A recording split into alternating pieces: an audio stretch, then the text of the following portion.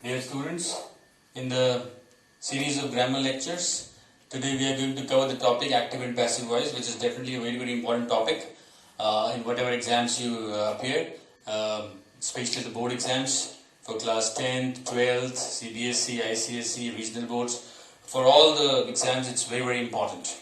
And it seems to be a very important, very simple sort of a topic, but actually it is not. The main thing you need to understand about the topic is number one, that whether the sentence is in active or in passive voice. Number one. Number two, the tense of the specific sentence. If you know these two things, you can easily do this particular topic.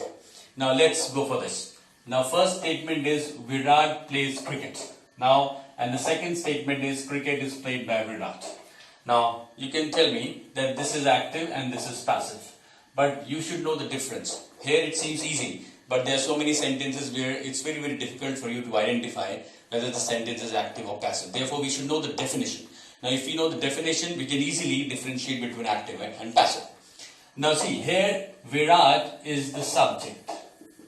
Subject, the word we're talking about. So, here we're talking about Virat. And doer is also Virat. Now, subject means the person we're talking about in the sentence. It's Virat, and doer is the one who's doing the action. So, in this, Virat is the one who's doing the action. So, here in this sentence, both subject and doer is just one person, that is Virat. Virat is the subject and he's the one who's doing the action. Doer means one who's doing the action.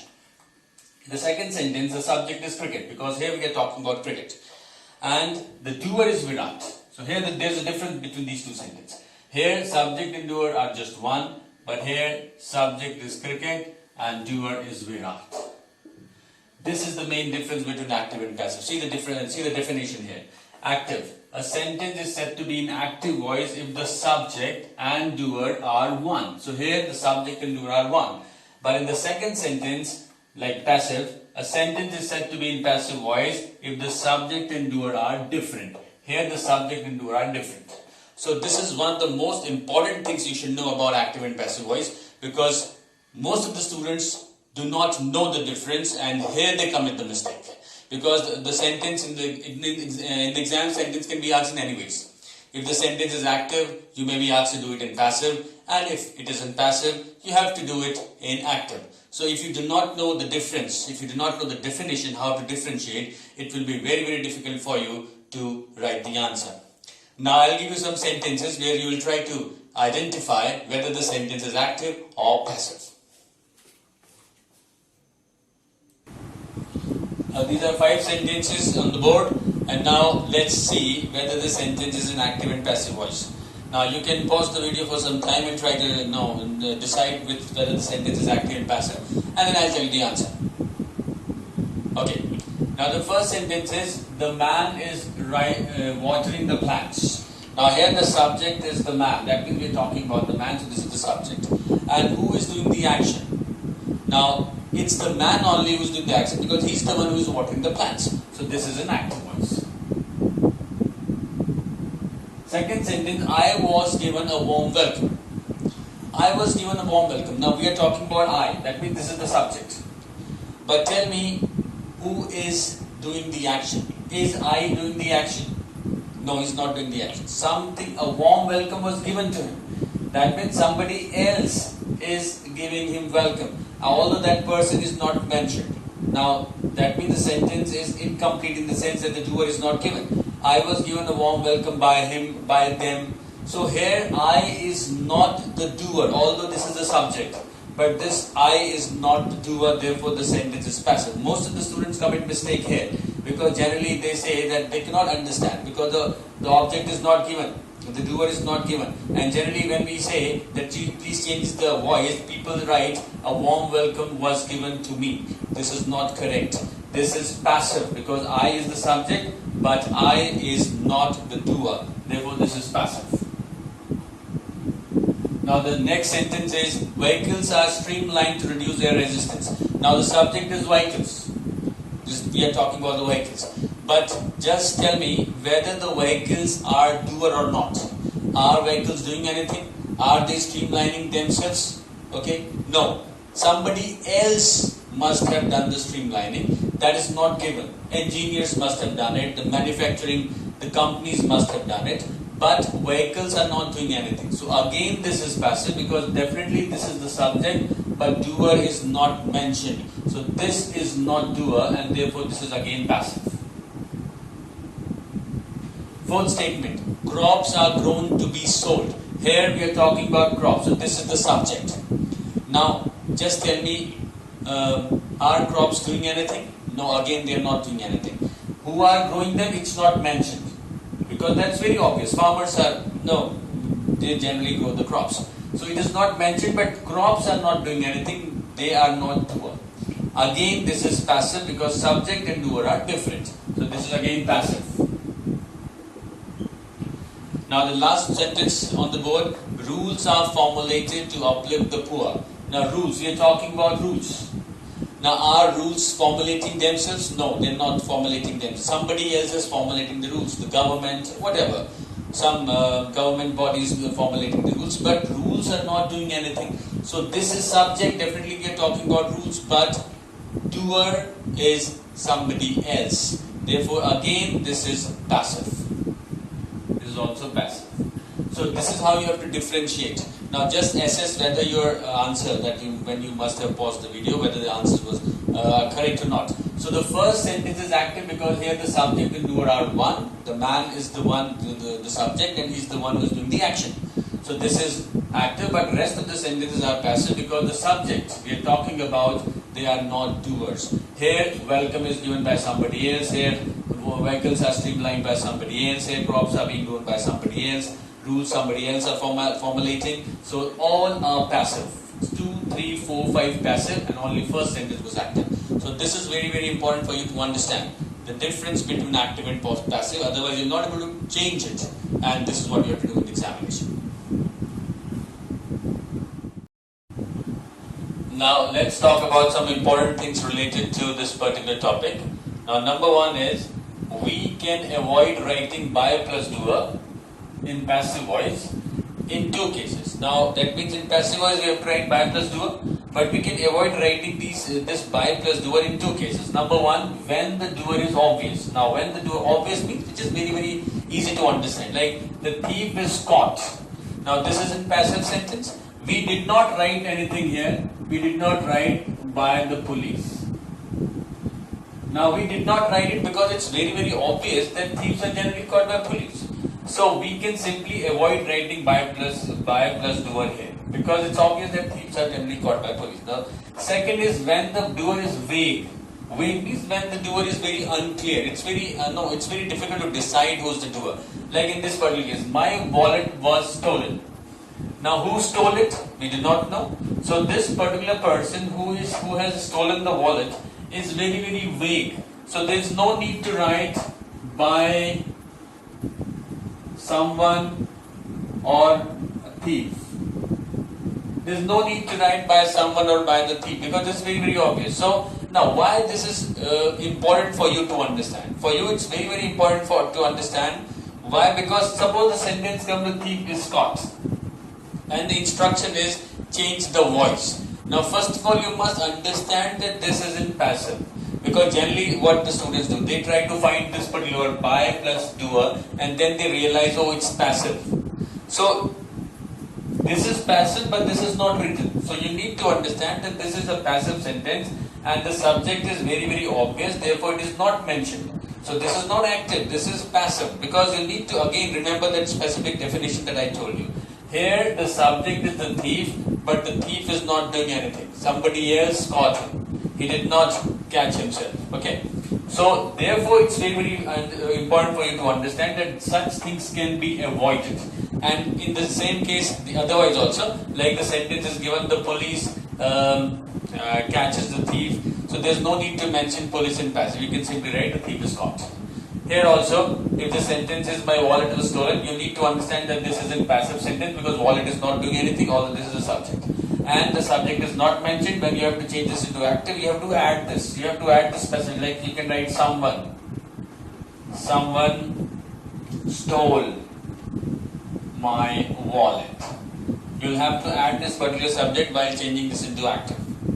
So that's why I told you this, that sometimes when it is not written, when by and doer is not written, that means when you change this into active, you have to add a doer so that the sentence can be made easily.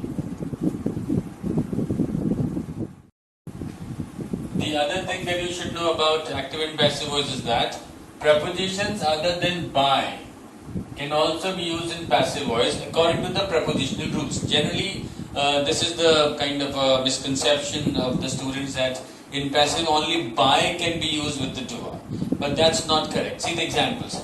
The first example is I know him. This is in present simple tense.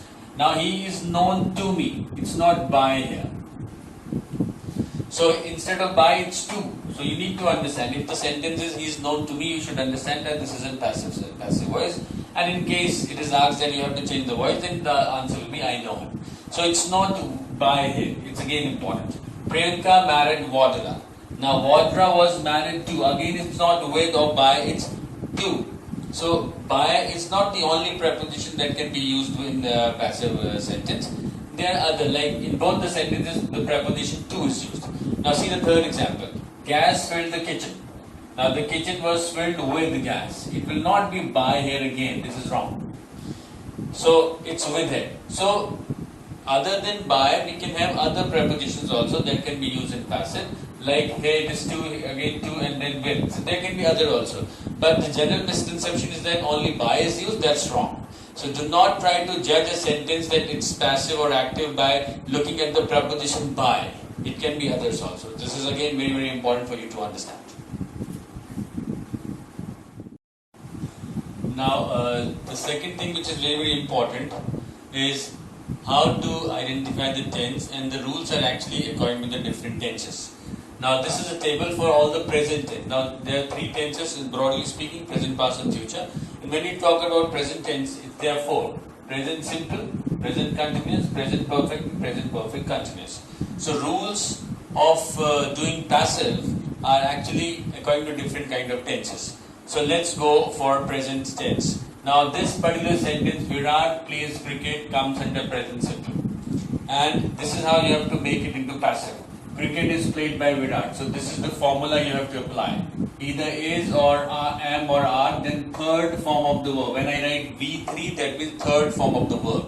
So the answer will become, now obviously subject and object are interchanged. Now Virat and cricket. Cricket comes here, Virat goes at the end. So this you have to change. And then this is the rule that you have to apply.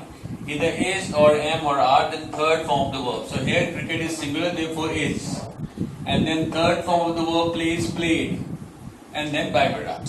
So this is the rule you have to apply for present simple. So you identify the sentence that this is present simple, and then accordingly follow the rule and apply the formula. Now let's talk about present continuous. Now this is present continuous. Virat is playing cricket. This is present continuous. Ing is and then ing verb. So Virat is playing cricket is present continuous, and this is the formula you have to apply for doing it in passive. So cricket is being played. Is either is or am or are, then being. This is a word you have to include in passive as far as present continuous is concerned. Being, whether it is present continuous or past continuous, you have to use the word being. In present it will be is, am, are. So cricket is being played by Virat. So is the word being, and then third form of the verb. The third form of play is played. So cricket is being played by Virat is the passive or present continuous. Now let's talk about present perfect. Virat has played cricket. This is present perfect. You have to identify this, either has or have, then the third form of the verb. This is present perfect. And the answer will be cricket has been played by Virat. And this is the formula you have to apply. Has or have, according to the number, according to the subject. If it is singular, it's has, and it's plural, it's have. That I've already mentioned in some my other series, that where you have to use has and where you have to use have. This is already told to you. Now, this is singular, therefore it is has. So cricket has been, you have to use the particular word been, played by Virat. Third form of the verb is of play is played. Now, one thing where I want to mention here is that try to know the difference between B-E-E and been and B-E-I-N-G been. In continuous, whether this is present or past, you have to use B-E-I-N-G been. And as far as perfect is concerned, whether this is present perfect or past perfect, you have to use be, double E and been. So there, this is very, very important. Difference between being and being. So this is the formula you apply for changing the sentence which are in present perfect tense. Now present perfect continuous, Virat has been playing cricket for many years. This is an active voice because Virat is a subject and doer is also Virat. But it cannot be changed to passive voice. So only 3 tenses as far as present is concerned can be changed into passive, and altogether out of 12 tenses, 12 tenses in the sense 4 of present, 4 of past and 4 of future, only 8 can be changed to passive. That I will tell you. So as far as present is concerned, only 3 tenses can be changed into passive, and this is how you have to apply the formula, and you better just see it properly. And at the end of this particular topic, I will give you some sentences. Then here, there you have to identify the tense, and accordingly you have to apply the formula. So they are very, very important. Now let's see the sentences connected to past tense. Now again there are 4 tenses in past: past simple, past continuous, past perfect and past perfect continuous. Now the statement in past simple is Virat played. Now in present it was plays, now it's played, so it's past tense. Now see the formula here. Was, were plus V3. Now was or were according to the number, singular or plural. Now in case it's singular, it's cricket, so it will be was. In case it would be games, then it would be were. So here cricket was, now in place of was or were, it's was, and then third form of the verb is played. Play, third form is, second form is also played, third form is also played in case of this particular verb. So the formula is this: was oblique word according to the number or the subject, and then third form of the verb. And this is very, very obvious. It's subject and object interchange their places. So cricket comes here and Virat comes at the end. Now this was about past simple. Now past continuous. Now Virat was playing. This is past continuous. This is in present continuous. It was is playing, but now it's was playing because that's in past tense. Now the formula is was, were plus being plus V3. Everything is quite similar except these 2 words. Now in present it was is, am or are. In past tense it's was or were. So again was is for singular and were for plural. That's easy, understandable. Now cricket was, being, and third form of the verb played is played. So cricket was being played by Virat. That's in past continuous. So what is more important for you to understand is the tense of the sentence. If you are able to understand the tense, identify the tense, you have to simply apply the formula. Now let's talk about past perfect. Virat had played cricket. Now in present perfect it was has or have, but in past it's had. Now the formula is had plus been plus V3. Now in case of present it was either has or have, but here whether this is singular or plural it will be had only. So cricket had been, had here, been here, and third form of the verb is played.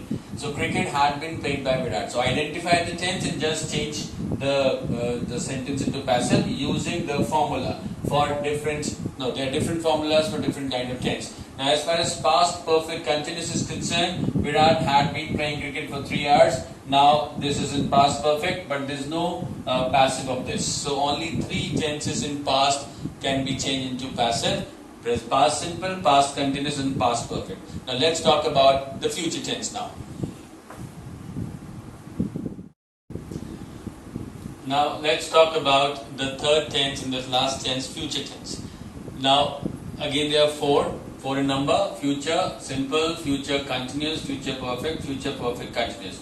Now within the brackets I have written modal also, because will is also a part of modal. Future, that is will and shall, are also the part of modal, and there are 10 in number. So instead of will that we call future, there can be other modals that can be used, like must here, may here, should here. So the other modals can also be used. Therefore I have written modal also.